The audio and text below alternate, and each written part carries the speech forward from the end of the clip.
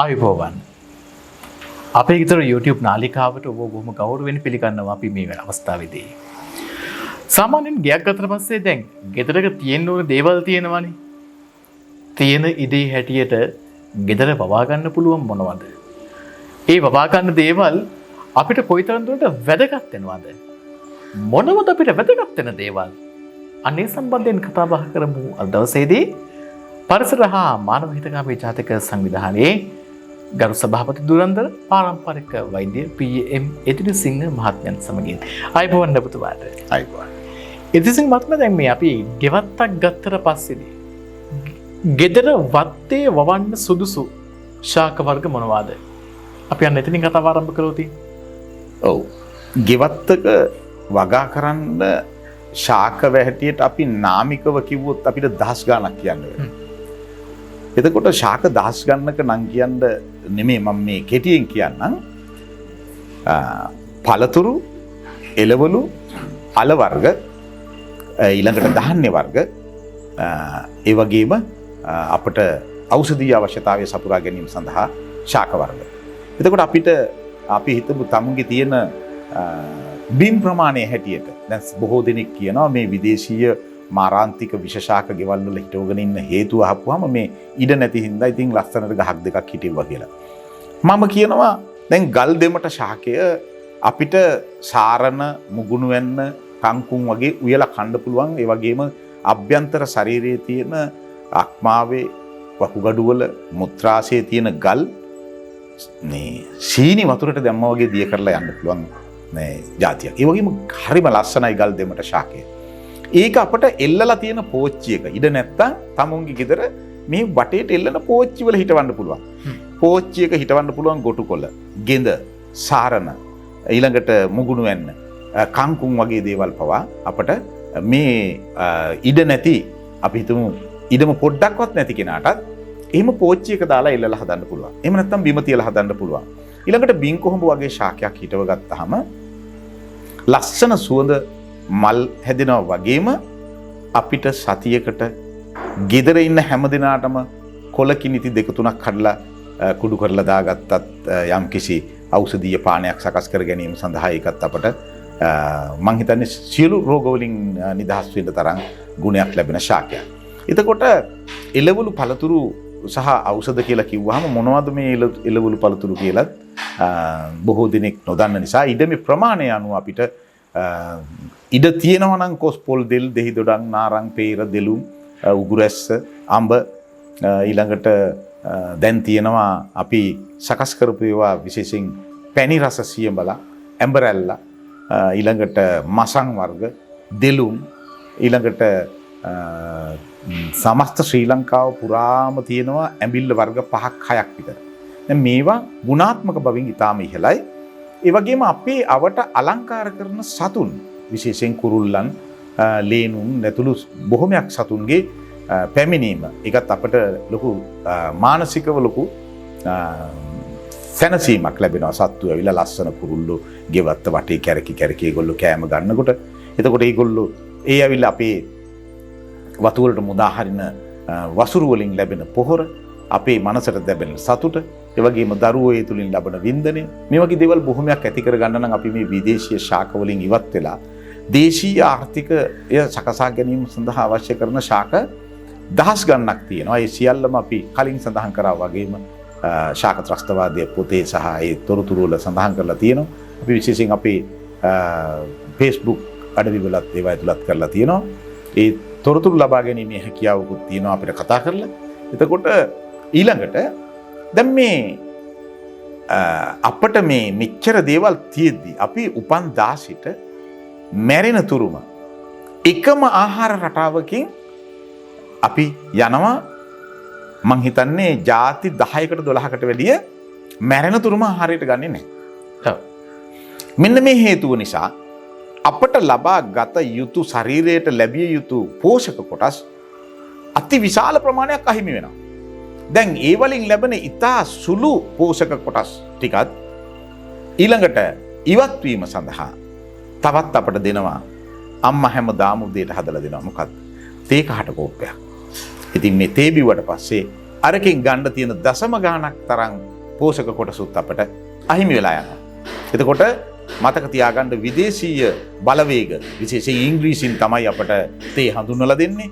එයා අපට තේ හඳුන්වලා දීලා ඇයි එයා කෝපි බොන්නේ කියලා අපේ අය තාම හිතන්න පටන් අරන් නැහැ. මේකත් හිතන්න ඕනේ. තේ අපට පානය කිරීමට සුදුසුද නැද්ද කියන එක. වෛද්‍යවරයෙක් බෙහෙත් ගන්න ගියාම බං අහගෙන සමහර වෛද්‍යවරු කියනවා මේ කෑම කාලා මේ පැයක් දෙකක් යනකම් තේ බොන්න එපා කියලා. නමුත් මම එතුමා ඒ දෙන උපදේශය ගැනත් සතුටු වෙනවා. වගේම කනගාටුවකුත් ඇති වෙනවා. මොකද තේ එක දවසක් බීලා සතියකින් මොනවා හරි කෑවත් අර තේවල තියෙන රසායනික නිසා අපේ ශරීරයට ලබා ගත හැකි සහ ගත යුතු පෝෂක සියල්ලම අපෙන් බැහැර කරනවා. ඒ නිසා කාලා තේ බොන්නත් එපා. ඒ වගේම එකම රෙසිපි එකේ එකම ලිස්ට් එකේ එකම මේ ශාක පද්ධතියක් තුල අපි හිතමුකෝ දැන් තියෙනවා කැරට්, ගෝවල්, ලීක්ස්, බෝංචි, පරිප්පු, පාන් ඔය වගේ පොඩි දේවල් ටිකක් එක්ක කුකුල් මස් හරි මොකක් හරි එකක් එක්ක තමයි මුළු ජීවිත කාලෙම යන්නේ. නමුත් හොඳට බලන්න අපි එලිදක්වපු පොතපතේ සහ අතීත පොතපත ගත්තාම වෘක්ෂායුර්වේදය සහ උපවන විනෝදය කියන පොත්වල සඳහන් වෙන ඒ වගේම තමුන්ගේ වැඩිහිටියන්ගෙන් අහලා දැනගන්න පුළුවන් අපි ಜಾති 2000කට වැඩි ප්‍රමාණයක් ආහාරයට ගන්නවා ජනවාරියෙන් පටන් අරන් දෙසැම්බරෙන් අවසන් වෙනකොට. එතකොට ඒ ආහාර රටාවෙන් 25%ක් අපට අවම වශයෙන් ලබා ගැනීමේ හැකියාව තියෙනවා. ඒ නිසා අපි මාසයෙන් මාසය වසරෙන් වසර අපට මේ ලැබෙන සෝබාදහමේ ලැබෙන මේ ශ්‍රේෂ්ඨ දායාද භුක්ති විඳලා අපි නිරෝගීව ජීවත් වීම සඳහා දැන්වත් හිතලා කටයුතු කරොත් අපිට මං හිතන්නේ හොඳ ලස්සන ශක්තිමත් බුද්ධිමත් දරු පරම්පරාවක් එක්ක ඒ වගේම ගුණ නුවණින් පිරිපුන් දැන් විශේෂයෙන්ම අපේ ශ්‍රී ලංකාවේ ඉන්නේ රූසපුවෙන් පිරිපුන් වෙන්න හදන අය. රූසපුවෙන් නිකම්ම පිරිපුන් වෙනවා. ගුණ නුවණින් පිරිපුන්ව වැඩ කරන කාන්තාවන් සහ ගුණ නුවණින් වැඩ කරන වැඩිහිටි පරපුරක් අපි බිහි කරන්න ඕනේ. එතින්දී අපට ලස්සන සුන්දර දරු පරපුරක්, උගත් බුද්ධිමත් දරු පරපුරක්, ශක්තිමත් දරු පරම්පරාවක් බිහි කර ගැනීමේ හැකියාව තියෙනවා. ඔව්.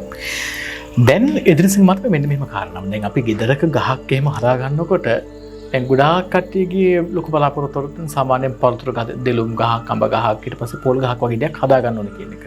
දැන් මේ පොල් ගහ කියන එක හදාගත්තට පස්සේ සෑහෙන ප්‍රයෝජන තියෙනවානේ. ඔව්. නමුත් දැන් මේ වත්තු පිටිවල තියෙන දෙකඩම් එක බලද්දී පොල් ගහක් හදන හරිය සංකීර්ණ කටයුත්තක්. දැන් තාක්ෂණික මේ බට් කරපු පොල් ගහක් තියෙනවානේ. ඔව්. මේක හොඳයිද කියලා ලොකු අයට කුකුසක් තියෙනවා ගෙදරක හිටව ගන්න. සහ ආහාරයට ගන්න එකත් හොඳයිද කියලා අහනවා. ඔව්. පොල් ගහක් බට් කරන්න බෑ. ඔව්. හැබැයි අපිට කරඬුව කපලා හිටවන්න නම් පුළුවන්. ඒක ලොකු කාර්යයක්. මම කියලා දෙන්නම් අවුරුදු 3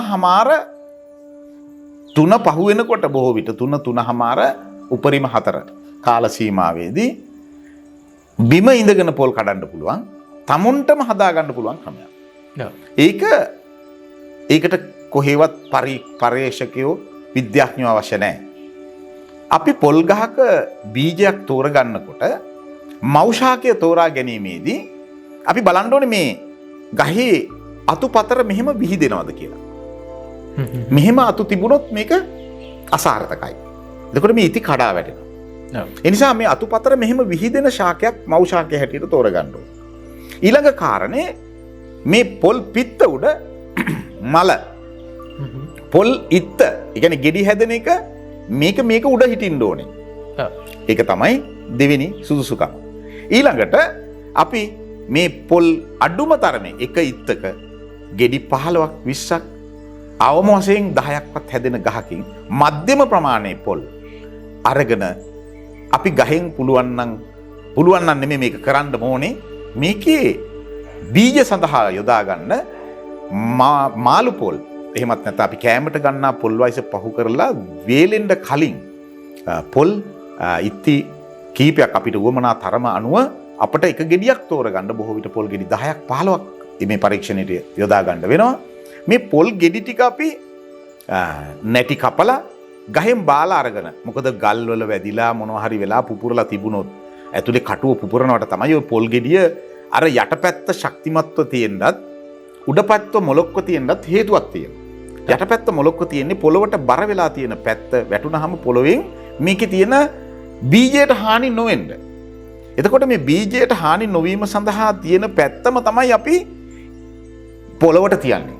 එතකොට අපි පොල් ගෙඩිය හිටවනකොට මෙහෙම ඒකේ නැට්ට තිබුණු පැත්ත උඩට අර කෙලින් අතර තමයි අපි මේක හිටවන්න ඕනේ. එතකොට දැන් මේ පැලය පහසුවෙන් උඩට පැමිණීමේ හැකියාව පොල් මුඩ්ඩ කියලා කියන කොටස ඒක බොහොම මේ ස්මූත් නැත්තම් මෘදුව තියෙන නිසා ඒකට පහසුවෙන් මේ පැලේ උඩට එන්න පුළුවන්. ඒ වගේම හිටවලා මාසයක් අපි තවාණේ යොදලා ඉක්මනින්ම එන පැලය අපි හිතමු මාසයක් තුල එන පැලය තමයි වඩාත් සාර්ථක අවුරුදු 3.5 පූදින පැලය. එතකොට දැන් මේක අපි හිටවන්න දැන් මෙතන එහෙම තවානට ගේන්න කලින් අපි මේ පොල් ගෙඩි ටික දානවා වතුරේ. වතුරේ දැම්මට පස්සේ මේකේ වැඩිම ප්‍රමාණයක් යට යන පොල් ගෙඩිය අපි මැකෙන්නේ නැති මාක් එකක් ගහලා ගන්නවා පැත්තකට. ඊළඟට දෙවනුව ඊටත් ටිකක් අඩුවෙන් වතුරේ පිඟෙන ගෙඩිත් අරගන්නවා. ඒක දෙවෙනි එක. හොඳට මතක තියාගන්න ඒවා දෙවෙනි අදියරට අපි තෝරන පොල් වසර එකමාරක විතර කාලයක් පරක්කු වෙනවා. මුලින්ම පූදින්නේ වැඩිම ප්‍රමාණයක් වතුර යට යන ඒ වගේම මුලින්ම පැලය උඩට එන මාසයක් එකමාරක් වගේ කාලයකදී මුලදිම එන පැල බලලා මාක් කරලා තවාණෙන් එළියට ගන්න ඕනේ. අන්න ඒව අරගෙන ගෙවත් එක ගහක් හිටවන්න තියෙන කෙනා මම මේ කියපු කරුණු ටිකට අනුව පොල් පැලයක් හිටෙව්වොත් බිම ඉඳගෙන පොල් කඩන්න පුළුවන් ඕනෑම මව් ශාකයකින් ගන්න බීජ ශාකයක් හිටවීමෙන්. එතකොට අපිට මේ දැනුම නැති නිසා තමයි අපිට වෙලා තියෙන්නේ කොහේ හරි කවුරු හරි හදලා විකුණන මොනවද දන්නේ නැහැ කොහොම හරි පැලේ උඩට ඇවිල්ලා තියෙනවා. තව සමහරු කියනවා උඩට ආපු පැත්ත මාක් කරලා අපි ඒ පැත්ත මාක් කරලා ලම්බාකාරව හිටවන්න කියලා. මම දන්නේ නැහැ එහෙම එකක් අපි ඒව කරලා බලලා තියෙනවා අපිට ඒවල සාර්ථක ප්‍රතිඵල ලැබිලා නැහැ. අපි මේවා ගවේෂණාත්මකව පර්යේෂණාත්මකව අපිම කරලා අපිම ඒ තිබුණු අතීත තාක්ෂණය වර්තමානය සහ අතීතයේ අපේ අතීතය තුළ දිගින් දිගටම පරීක්ෂණ නිරීක්ෂණ වලින් පස්සේ නිගමන වලට ඇවිල්ලා තමයි මේ තත්වයන් අපි පැහැදිලි කරන්නේ. ඒවා අපි කරපු තැන් තියෙනවා අපි ඒවා පින්තූර වශයෙන් හෙළිදරව් කරන්න පුළුවන්. ඒ වගේම ඇවිල්ලා බලන්න පුළුවන් අපි ඒ කියන අපි සඳහන් කරන උපවන උයන් අපි නිර්මාණය කරලා තියෙනවා. ඒ විදිහට. ඔව්. ඉතින් ප්‍රේක්ෂක හිතවතුනි දැන් අපි ගෙවත්තක අපේ වත්තේ පිටියේ වවන්න සුදුසු ශාක වර්ග මොනවාද කියන එක ගැනයි අද අපේ ඊතර YouTube නාලිකාව තුළින් මේ විදිහට කතා බහ කළේ. ඕනම ඉඩකඩක අපිට ඔය විසිතුරු මල් පැල වවනවා වෙනුවට මේ වගේ ප්‍රයෝජනකාරී දෙයක් අපට වවා ගන්න පුළුවන් නම් කොයි තරම්නම් වටිනවද? ඉතින් අන්නේ වටිනාකම තමයි අද මේ විදිහට ඔබට අපි අරගෙන ආවේ. ඉතින් ආයමත් දවසක මේ වගේ තවත් සාර ස්වභාවිත කතා බහක් අරගෙන එන බලාපොරොත්තු වෙන සමුගන්න සූදානම් වෙන්නේ. ඉතින් අද දවසේදී අපිට සම්ප්‍රදායකත්වය ලබා දීලා අපේ ගෙදර YouTube නාලිකාවත් එක්ක එකතු වෙලා අද අපේ වැඩසටහන සම්ප්‍රදායකත්වය ලබා දුන්නු පරිසර හා මානව හිතකාමී සංවිධානයේ ගරු සභාපති ධුරන්දර පාරම්පරික වෛද්‍ය පී.එම්. විදුලසිංහ මහත්මයාට අපි හෘදයාංගම ස්තුතිවන්ත වෙනවා. අද දවසේදී අපට ලබා දුන් දායකත්වයෙන් බොහොම ස්තුතියි ඔබතුමාට. ආයුබෝව වේවා. ඒ වගේම ප්‍රේක්ෂක හිතවතුනි ඔබටත් ආයුබෝව වේවා. තෙරුවන් සරණයි. අපි ගිහින් එන්නම්.